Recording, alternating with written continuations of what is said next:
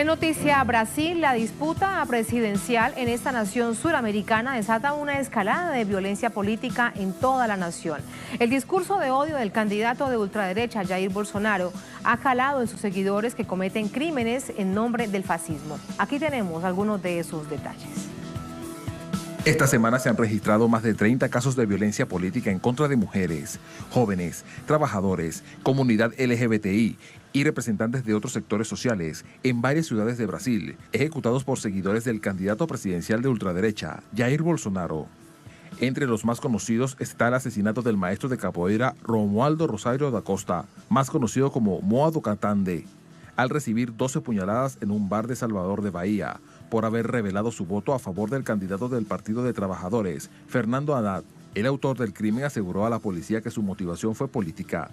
En la misma ciudad, el periodista Guilherme Daldin fue atropellado mientras conversaba con unos amigos y vestía una camiseta con el rostro del expresidente Luis Ignacio Lula da Silva.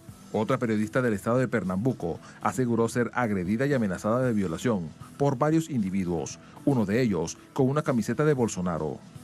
Además, en la ciudad de Porto Alegre, una mujer de 19 años fue interceptada por 3 hombres que al ver parches en su mochila con la consigna El No, junto con la bandera LGBTI, la golpearon y le grabaron una esvástica en sus costillas con un arma punzopenetrante. Asimismo, la joven Paula Piñeiro Ramos denunció en redes sociales que sufrió una paliza por seguidores de Bolsonaro. Este martes, durante un concierto en la ciudad de Sao Paulo, el ex integrante de la banda británica Pink Floyd, Roger Waters, envió un contundente mensaje en contra de Bolsonaro. Los presentes hicieron evidente la polarización que existe en el país cuando se dividieron entre los que abucharon y los que aplaudieron las críticas.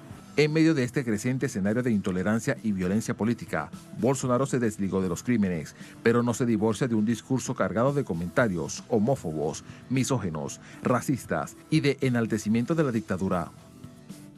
Más información desde Río de Janeiro con André Vieira. André, algo importante para destacar esta jornada. Hola, buenas noches. Más movilizaciones en contra de Bolsonaro. Sin embargo, es una figura que representa a una cantidad de sectores que están por él en este proceso de campaña para la segunda vuelta presidencial. Así que te pido que nos ayudes también a poder percibir este ambiente en tan poco tiempo que queda de campaña.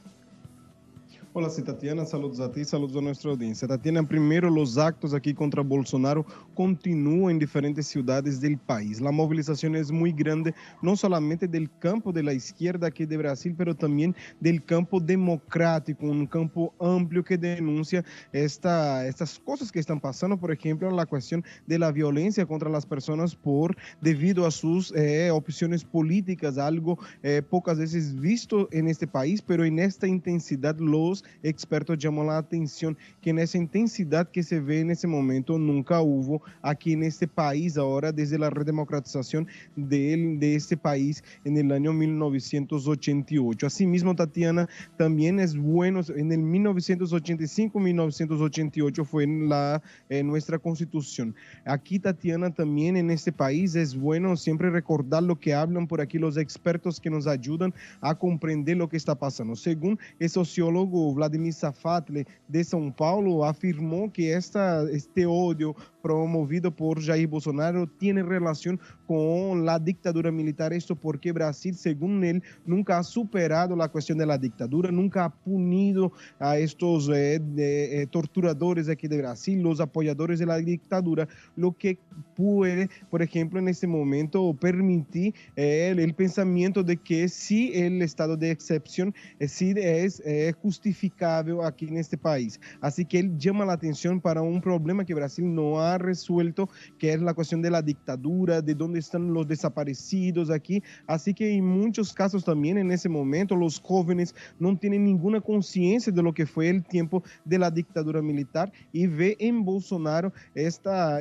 figura que puede, por ejemplo, poner orden a este país y no las políticas públicas. Por otra parte también, Tatiana, además de llamar la atención que esa violencia violencia vienen de una cuestión no resolvida de Brasil con la dictadura militar, aclarando lo que pasó en este triste tiempo aquí de este país. También esa falta llama la atención que estas cuestiones, estos discursos de odio, de racismo, de homofobia, de sexismo aquí en este país, que promovido por Bolsonaro, busca justamente retirar el principal debate, que son los debates con relación a las políticas públicas, a la generación de empleos.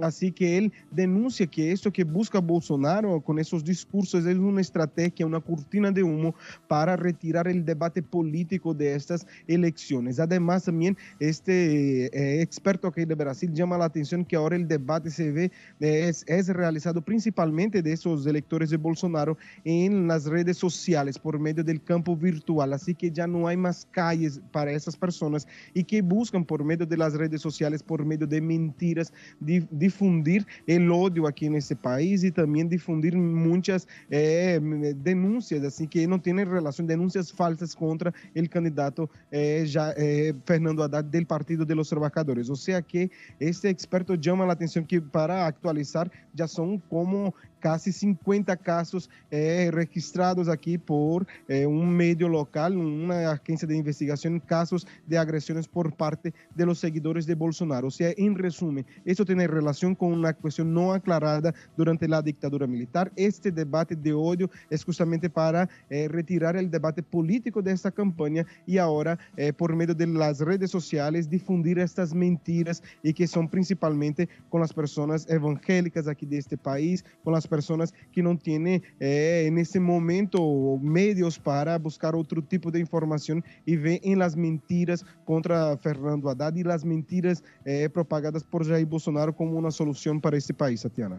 Y no solamente las redes sociales, las redes a través, las cadenas del WhatsApp, que es un hecho, ya le voy a preguntar a mi analista, que ya venimos con él con toda la información que nos entregas, pero en América Latina realmente inédito de cómo se ha utilizado el WhatsApp para decir mentiras en contra de uno de los candidatos, en este caso Fernando Haddad.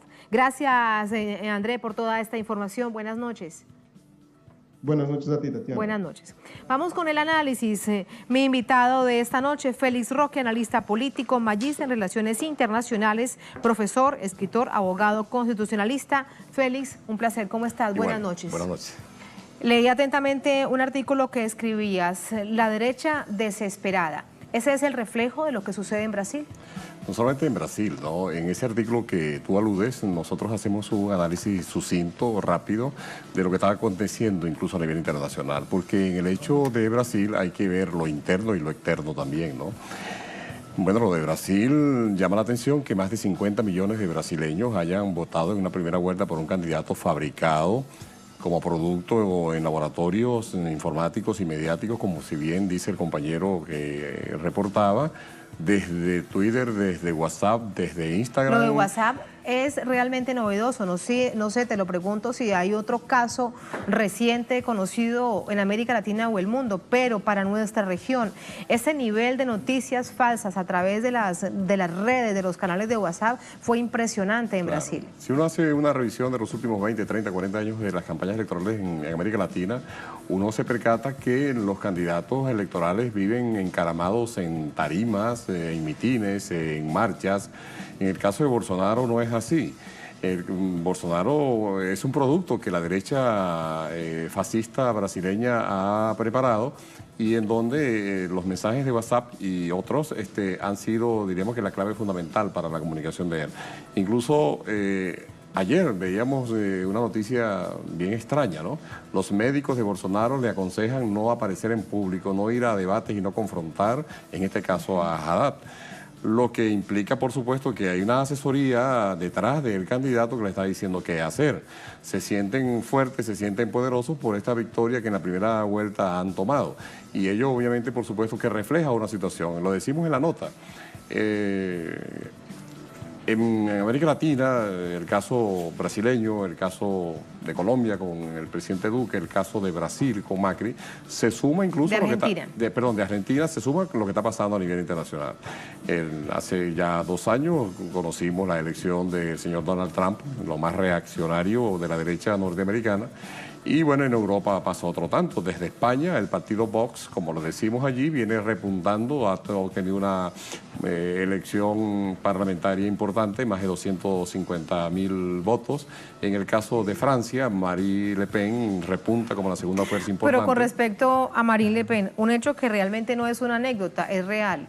Cuando se le pregunta en una rueda de prensa entre ayer y hoy, es algo muy reciente, que qué opina de Bolsonaro, dice que no le gustan sus comentarios. O sea, la extrema derecha diciendo esto, que que le parecen desagradables, la palabra que usa, desagradables, los comentarios de Jair Bolsonaro. Bueno, y eso lo dice la extrema derecha de Francia. Porque es que es en demasía lo que Bolsonaro ha dicho. En el foro que se tuvo hoy en el Teresa Carreño, extraordinario foro donde escuchamos ponencias extraordinarias de mucha profundidad, incluso en el análisis, allí se decía de cómo este señor no ha reparado mientes para agredir a la mujer, para ofender a los niños, para incluso llegar a decir que una hija de él es una debilidad. Es decir, una situación de un señor que aparentemente todo indica está enfermo, un xenófobo, un homófobo consumado. Todo eso es cierto, Félix, pero obtuvo 50 millones de votos. El asunto es esto cómo se logra, qué es lo que pasa, qué hay en la mente de 50 millones de brasileños que votan por él. Y yo no me refiero a las empresas, al sector de las armas, que están obviamente apostando por el ultraderechista, porque ven que en las encuestas Gerardo Alckmin se había quedado estancado, así que se van por el otro. Pero esto, la gente, ¿qué es lo que ve en él para que decida darle su voto? Es lo que hoy comentábamos inclusive, ¿no? Cuando hablábamos de política, hoy se sumaba un concepto importante, la apolítica. La apolítica como parte de los mecanismos de construcción de laboratorios que te llegan a hacer ver, pensar, creer en lo que yo quiero que tú veas, que tú pienses, que tú hagas, que tú actúes. La política entonces, en términos, digamos, reales, es no hacer una campaña, no subirse a las tarimas, no asistir a debates, sino convertirse en un producto de redes sociales. Y no solamente eso, y no solamente eso, Tatiana, sino incluso explotar otras cosas, explotar incluso antivalores. Cuando hablábamos, por ejemplo, en esta nota del partido Vox, ¿qué explota Vox en España? Un nacionalismo a ultranza, un conservadurismo, un neoliberalismo que se fundamenta en posiciones chauvinistas. Bueno, Bolsonaro ha hecho mucho de eso y le ha dado inclusive resultados. No ha tenido reparos en decir, como se comentaba hoy, que él se ampara, se fundamenta en quien fue el torturador de Dilma Rousseff, para exaltarlo como un hombre que hizo un bien, cuando en efecto lo que hizo fue torturar a un ser humano. Entonces llama la atención en eso que hoy se comentaba, la doctora Ana Bracho inclusive lo decía así, en la definición de lo que es la antipolítica, en contraposición a lo que debe hacer un servidor público, un hombre que se dedique a la política para servir, con honestidad, con transparencia, con pulcritud. Hace todo lo contrario que este señor viene haciendo. Lo triste de esto es, y por eso nuestra nota, cuando decimos la derecha desesperada a nivel internacional se robustece, porque hay que señalarlo científicamente, llega a la posición que tiene. Hay un artículo que también esta semana leímos con mucha atención de Atilio Borón, cómo se construye un monstruo. Y en ese artículo del profesor Borón, recurriendo a la historia, plantea cómo se construyó Frankenstein, cómo se construyó Hitler. Bueno, en Brasil se está construyendo un monstruo en el señor Bolsonaro y pareciera que no nos damos cuenta de esa construcción de ese monstruo. Y así como él, otros monstruos en algunos otros pueblos van construyendo. ¿Y será que en Brasil el pueblo tampoco se da cuenta de esa construcción? Bueno, mire, Haddad sacó una votación respetable de cerca de 30 millones de personas, de votos que votaron por él. Con 20 millones de diferencia. Sí, claro, por Voy a revisar una encuesta, la última que sale de una de las encuestadoras también muy cuestionadas, pero es una encuesta al fin y al cabo. No, y da cuenta de cómo se ha ido reduciendo el límite entre uno y otro. Sin embargo, se mantiene. A eso también hay que agregar que hubo una abstención que superó el 20%, 21, 22%. Se ha dicho y siempre ocurre que es así, con Lula incluso ocurrió en el 2006, cuando fue a la reelección, no ganó en primera vuelta, pero en segunda vuelta ganó con el 62% de la votación. Y lo que se espera en esta elección del venidero 28 de octubre, de donde quedan apenas unos 16 días, y ya está ocurriendo así, diversos partidos de izquierdas, progresistas, inclusive algunos ecologistas y otros independientes, ya han anunciado su respaldo a Haddad, con lo cual ese 29.27% que obtuvo él, yo entiendo que va a robustecerse y la brecha entre ambos va a disminuirse, máxime cuando inclusive hoy vimos una marcha gigantesca de hombres y mujeres brasileños, y sobre todo la mujer, que tiene el 53% del electorado en ese país y que es quien va a decidir esa votación. Yo soy en eso muy optimista en cuanto a la decantación que va a haber para el 28 de octubre y, como lo decimos en la nota, esperemos que con pitos y con goles se celebre una victoria de la democracia, del respeto, de la solidaridad, del afecto y de la humanidad que tiene que caracterizar, por supuesto, a los pueblos de América y en particular esta elección que va a haber en Brasil ese día. Un pueblo brasileño que lo hemos visto trabajador, pujante, con ese espíritu alegre, festivo.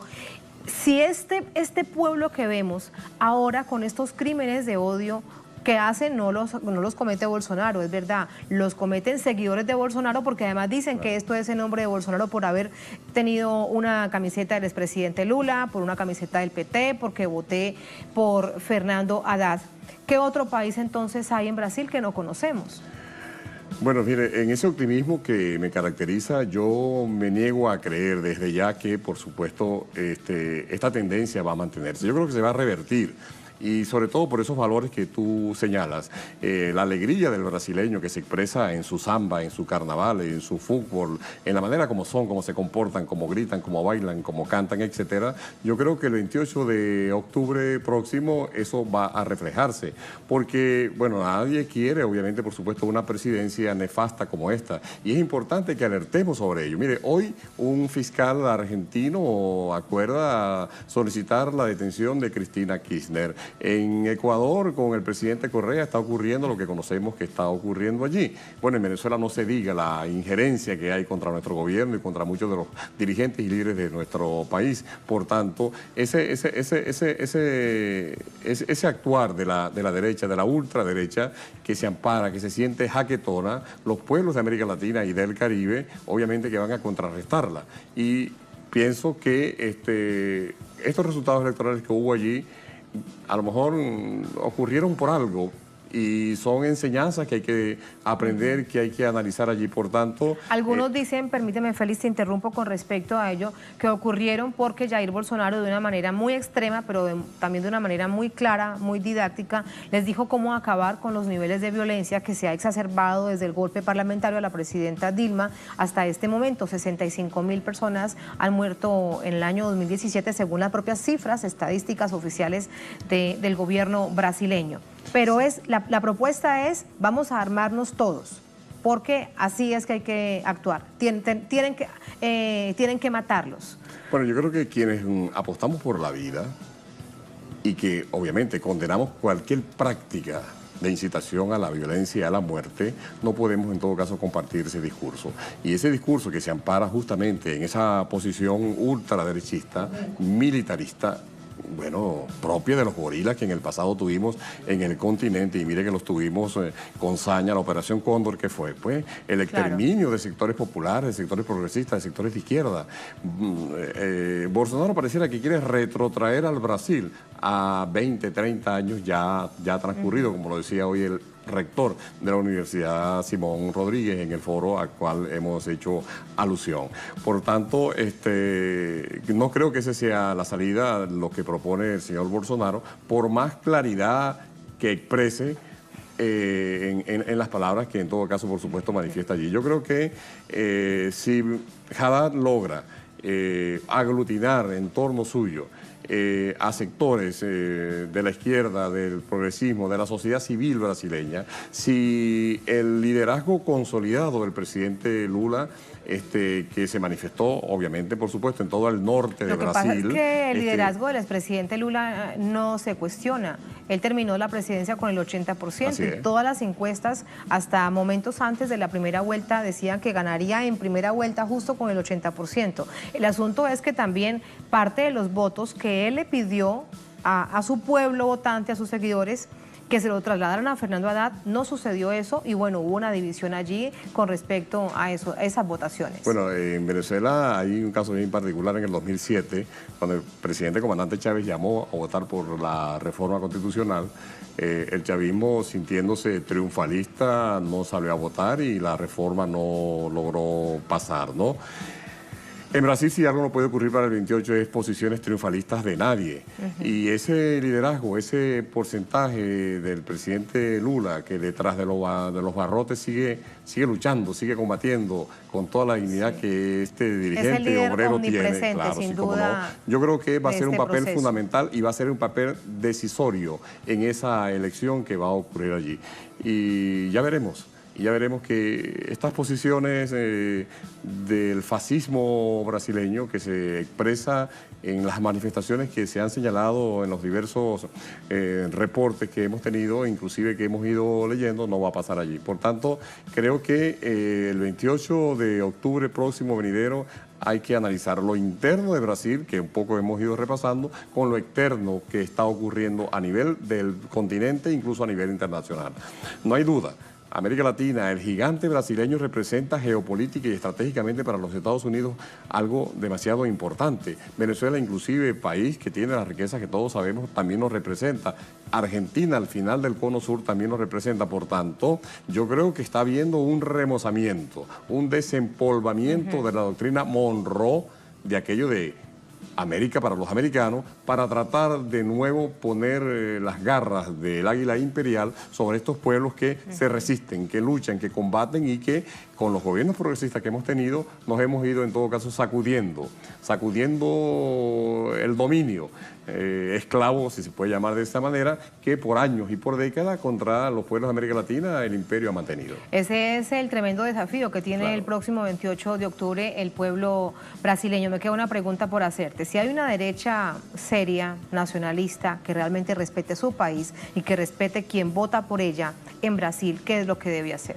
Yo creo que una derecha que respete a su país, una derecha que respete sus intereses, porque incluso los tiene, debería entender que volcarse al apoyo de un fascista como este sería en todo caso intentar caminar hacia un despeñadero. Esa burguesía nacional brasileña debe pensarlo y yo creo que lo está pensando. Entonces la solución para los problemas de Brasil supera las expectativas de lo que una izquierda puede estar planteándose para ampliar los mecanismos de coactación y sumarse en el esfuerzo de derrotar las posiciones de derecha que ahí están apuntalando. En una gran concertación nacional, ese es el llamado que hacía la noche del domingo pasado, de hecho, Fernando Haddad. Gracias, Félix. Un placer. Buenas noches. Bienvenido siempre. Gracias por acompañarnos. Gracias a ustedes. De regreso con ustedes a la mesa, lo que les comentaba, la última encuesta de esta casa consultora, de esta casa de investigación, Datafola.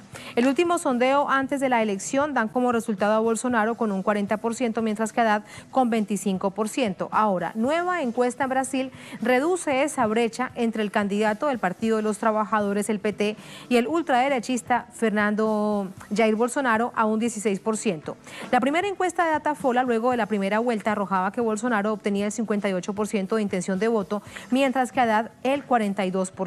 Ahí está ese resultado. Entre tanto, el último sondeo de la encuestadora indica que Bolsonaro tendría 40% primera vuelta, en la cual obtuvo 46%, mientras que Haddad obtuvo 25%. El sondeo se realizó al consultar a 3.235 personas en 227 municipios con un margen de error de 2 puntos porcentuales. El pasado 7 de octubre se celebraba este proceso de elecciones en primera vuelta, que de hecho no solamente era por elecciones presidenciales. Recordemos que se eligió también Cámara de Diputados, Congreso y gobernadores, que también algunos de ellos irán a segunda vuelta.